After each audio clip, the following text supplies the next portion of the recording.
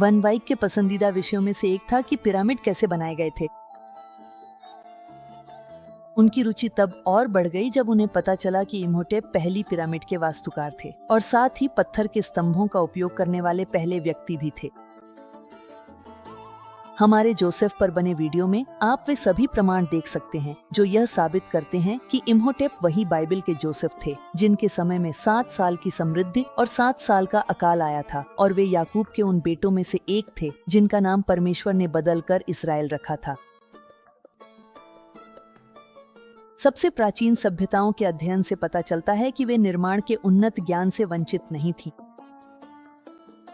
रोहन का मानना था कि इन प्रारंभिक सभ्यताओं को प्रलय से पहले का ज्ञान नूह के परिवार द्वारा दिया गया था और समय के साथ वह ज्ञान धीरे धीरे खोता चला गया। यहाँ तक कि आज भी हम विशाल पिरामिडों का निर्माण दोबारा नहीं कर सकते, फिर भी कई प्राचीन सभ्यताओं ने इन भव्य संरचनाओं को खड़ा किया था। तो उन्होंने यह कैसे किया? ये एक सवाल है जो सदियों से पूछा जाता रहा है। सालों से मुझे पुरातत्व और प्राचीन इतिहास में काफी रुचि रही है, जो निश्चित रूप से पुरातत्व से जुड़ा हुआ है। तो मैं एक दावे पर पहुंचा जो एक ग्रीक इतिहासकार के लेखन में था। उनका नाम हेरोडोटस है, जिन्होंने बताया था कि ये संरचनाएं कैसे बनाई गई थीं। और वह कहते हैं जो तरीका अपनाया गया था वह था इसे सीढ़ियों के रूप में बनाना, या जैसा कि कुछ लोग कहते हैं स्तरों या छतों के रूप में।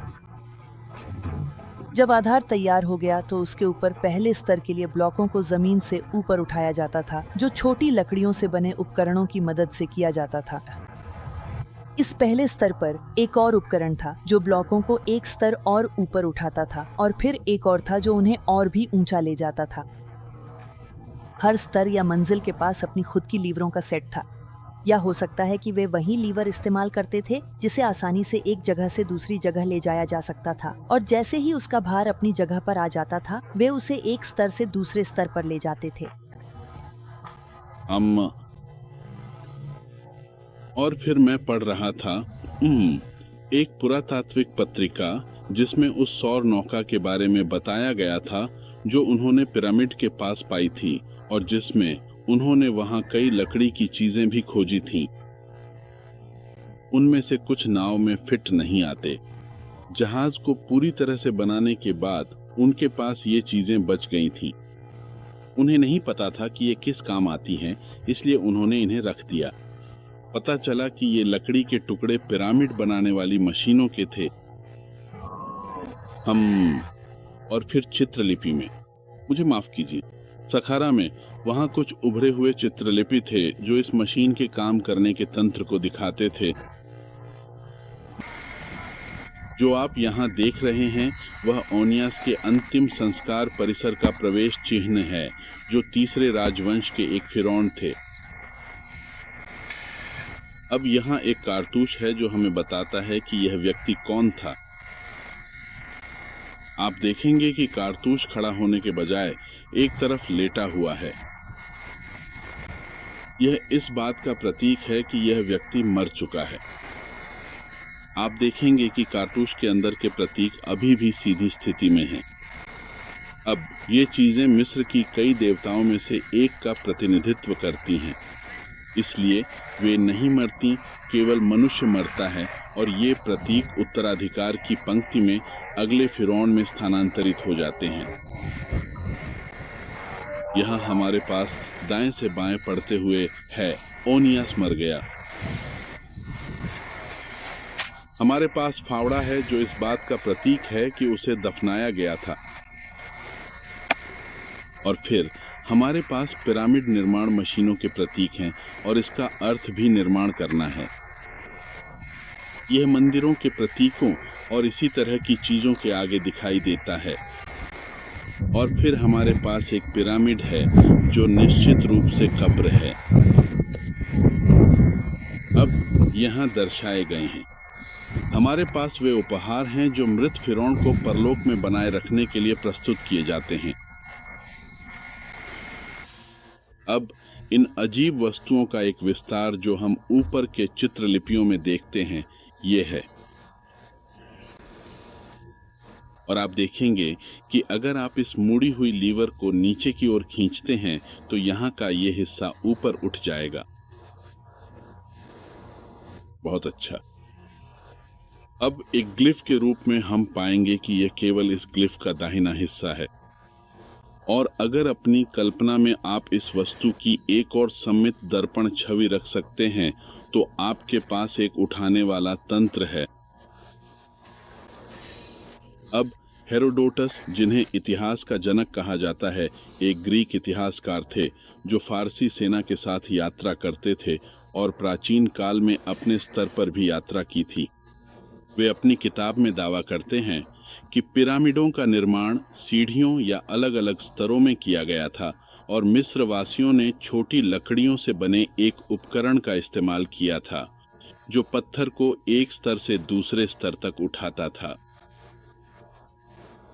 तो अगर हम इस उपकरण को जमीन पर रखें और फिर एक और उपकरण को एक ऊंचे स्तर पर रखें और फिर जाहिर है हम इसे जरूरत के अनुसार पिरामिड के किनारे किनारे लगा सकते हैं। चरखी को घुमाया जा सकता है और पत्थर को ऊपर उठाया जाता है और जाहिर है कि उसे उठाकर फिर उस मशीन तक ले जाया जाता है जो सबसे निचले स्थान पर है और फिर से ऊपर उठाया जाता है और फिर एक और मशीन तक ले जाया जाता है। और इस विधि से पत्थर को पिरामिड के किनारे किनारे जितना ऊंचा चाहिए उतना उठाया जा सकता है। हमने कई लोगों से इस बारे में बात की है जिन्होंने सोचा है कि क्या यह सच में इतनी भारी चीज उठा सकता है। तो हमने इस मशीन के कई प्रकार बनाए। अब हमने यहाँ सिर्फ 3 लीवर सेट लगाए हैं जो कि निश्चित रूप से यह साबित करता है कि इतनी भारी चीज उठाने के लिए बहुत सारी लीवर या इन लीवर सेट्स की जरूरत नहीं होती। अब हमारे पास यहाँ एक कॉम्पैक्ट कार है जिसका वजन पिरामिड के औसत पत्थर के बराबर है। तो इस समय हम इस कार को उठाने की कोशिश करेंगे।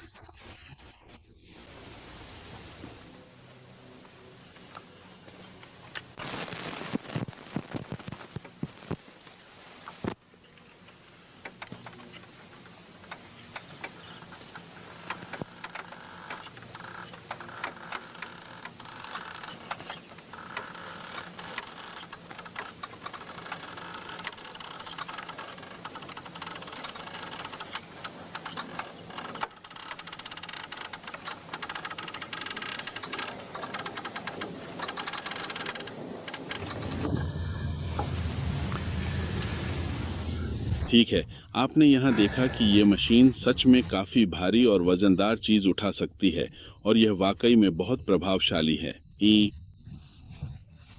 अब एक इंजीनियर जिसे मैंने इस पर एक छोटा सा अध्ययन करने के लिए कहा था और मुझे ये बताने के लिए कहा था कि ऐसी मशीन की अधिकतम क्षमता क्या हो सकती है, उसने कहा कि लकड़ी से बनी एक मशीन से 500 टन वजन को 60 फीट की ऊंचाई तक उठाना संभव है।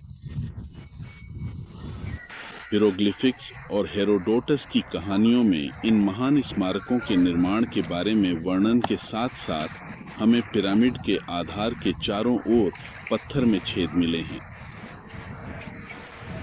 अब ये छेद उन मशीनों को स्थिर करने के लिए सही दूरी पर हैं जिनका उपयोग पिरामिड के किनारों से पत्थरों को उठाने के लिए किया गया था। इन छेदों का एक समूह विशेष रूप से इस क्षेत्र में है और बहु उत्थान मशीन यहाँ और इस ई क्षेत्र के दक्षिण में स्थिर की गई थी। यहीं पर ई कक्ष यानी स्वयं समाधि कक्ष के लिए पत्थरों को उठाया गया था। साथ ही जहाँ विभिन्न स्तर हैं वहाँ ई कक्ष की सीढ़ी नुमा पत्थर भी हैं। इन्हें उठाकर अपनी जगह पर रखा गया था। अब पिरामिड की परिधि के चारों ओर छेदों के अन्य समूह भी हैं। यहीं पर छोटे पत्थर थे और यहीं पर मशीनों को स्थिर किया जाता था। जिसे पिरामिड निर्माण की मशीनों के बारे में कुछ शब्द कहने की जरूरत है वह हैं ई नसीत हसन। ई वे मिस्र में पुरावशेषों के निदेशक हैं और ई वे आपको यह समझाने जा रहे हैं कि वे ई इनके बारे में क्या मानते हैं। ई कि पिरामिड कैसे बनाए गए थे। अब मुझे ये देखकर बहुत खुशी हुई कि श्री राइट ई ने मुझे ये मशीन दिखाई और मुझे लगता है कि शायद उन्होंने कुछ ऐसा ही इस्तेमाल किया था क्योंकि यह चित्रलिपि में दिखाई देता है। हम जानते हैं कि यह यूनिस का कारतूस जो ग्रेट पिरामिड के पश्चिमी हिस्से में एक कब्र में है और यह अक्षर नेफर का अर्थ रखता है जिसका मतलब है सुंदर, और ये 3 छोटे चिन्ह बिल्कुल स्पष्ट नहीं हैं। शायद वे हमें एक और मशीन या मशीन के कुछ हिस्से या कुछ ऐसा ही दिखाते हैं, शायद लकड़ी का या शायद किसी और सामग्री का। और जब मैंने उस मशीन के बारे में पढ़ा जो उन्होंने इस्तेमाल की थी, तो मुझे लगता है कि यह हर ब्लॉक को एक स्तर से दूसरे स्तर तक उठाने के लिए उपयुक्त है, और उन्होंने इन ब्लॉकों को उठाने के लिए कई मशीनें इस्तेमाल की, लकड़ी की, और यह उपयुक्त है विशाल ग्रेनाइट और चूना पत्थर के ब्लॉकों के लिए। और जो तरीका मैंने टीवी पर या कुछ ऐसा ही देखा है, यह मिस्र में यह उठाने के लिए उपयुक्त है। ठीक है, हमने इन 3 मशीनों को यहाँ पिरामिडों के अलग अलग स्तरों पर स्थापित किया है ताकि यह दिखाया जा सके कि ये भव्य स्मारक कैसे बनाए गए थे। अब पुरातत्व मंत्री ने हमसे अनुरोध किया कि हम कोई पत्थर इस्तेमाल न करें क्योंकि पत्थर गिरने की संभावना थी और इससे पिरामिडों को नुकसान पहुंच सकता था। हालांकि ये दूर से अच्छी तरह संरक्षित दिखती हैं, लेकिन यहाँ कई ढीले पत्थर हैं और कभी-कभी कोई पत्थर गिर भी जाता है और हम नहीं चाहते, हम इन संरचनाओं को नुकसान नहीं पहुंचाना चाहते। इसलिए हम एक गत्ते या एक बड़े डिब्बे का इस्तेमाल कर रहे हैं ताकि इस प्रक्रिया को दिखाया जा सके। तो अगर आप देखें तो उन्होंने पहली मशीन या सबसे निचली मशीन को उसकी स्थिति में नीचे कर दिया है और वे पत्थर को या इस मामले में गत्ते को ऊंचाई तक उठा रहे हैं, इस मशीन की अधिकतम ऊंचाई तक।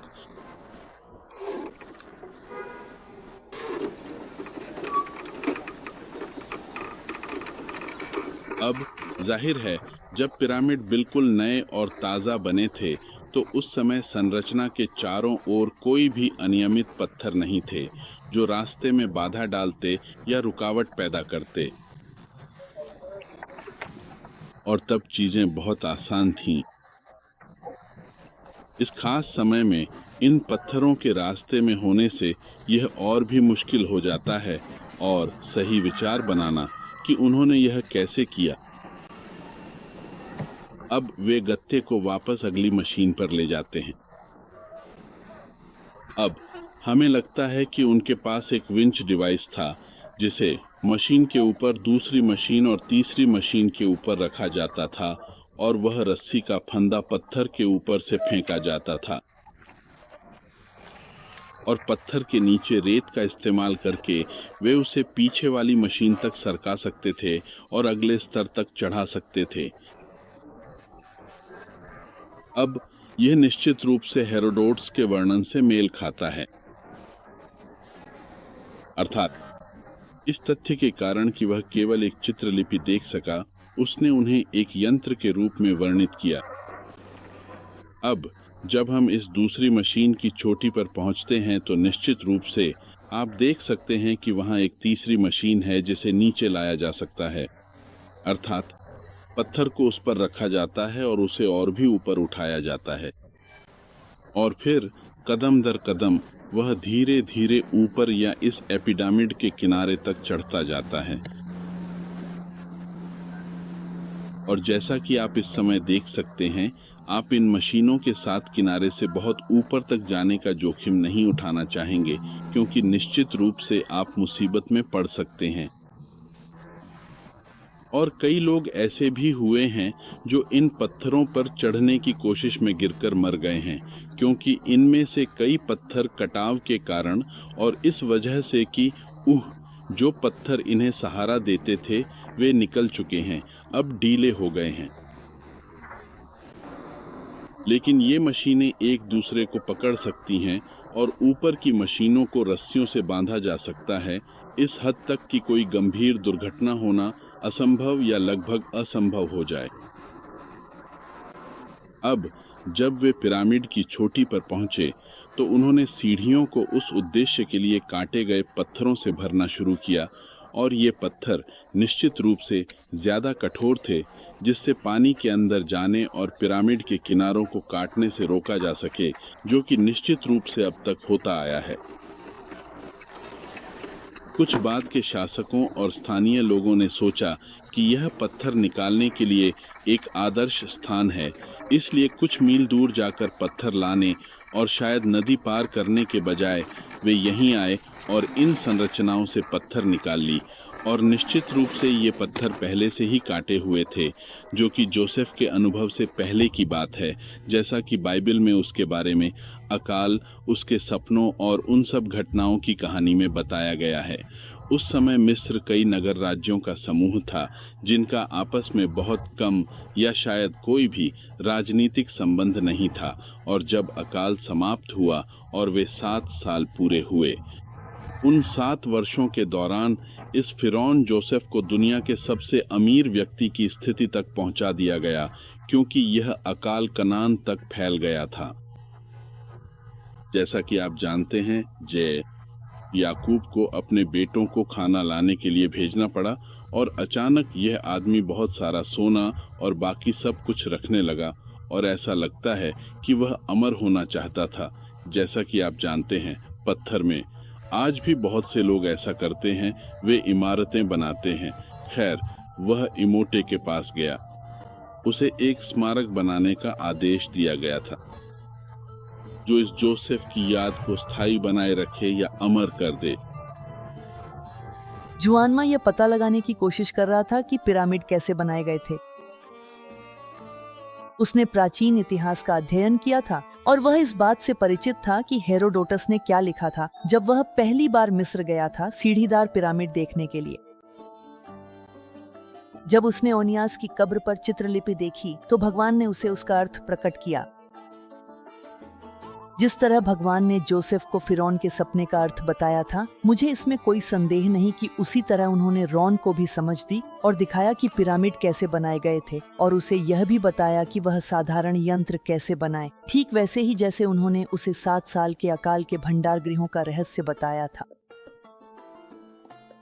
जब वह समय आया जब भगवान ने उन बातों को प्रकट करना चाहा जिन्हें उन्होंने हजारों वर्षों तक पतित संसार से छुपा कर रखा था, तो जैसे शमूएल और यशायाह ने किया था, वैसे ही जब भगवान ने रॉन को बुलाया तो उसने उत्तर दिया, मैं यहाँ हूँ, मुझे भेजिए। भगवान आज भी ऐसे लोगों की तलाश में हैं जो उनसे प्रेम करते हैं और उनके उद्देश्य के अनुसार बुलावे के लिए तैयार हैं। हम में से हर एक को भगवान अपने कार्य के लिए इस्तेमाल कर सकते हैं, हमें बस तैयार रहना है।